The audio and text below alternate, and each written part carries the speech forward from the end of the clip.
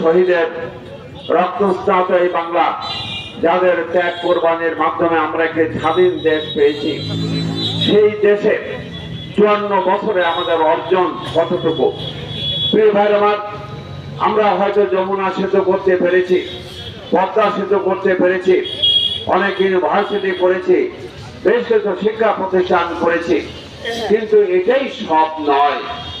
আপনি আপনার সন্তানকে যদি একটা প্রতিষ্ঠানে ভর্তি করেন, গিয়ে দেখেন খুব চকচকা বিল্ডিং, খুব 3-4 তলা একটা বিল্ডিং, দেখে খুব মন ভালো লাগবে।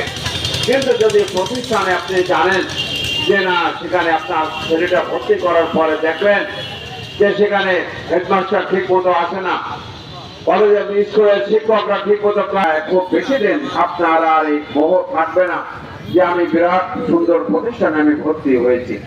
প্রিয় ভাই আমার, আমাদেরকে বোঝা দরকার যে আমরা এই 54 বছরে আমার অর্জন কি।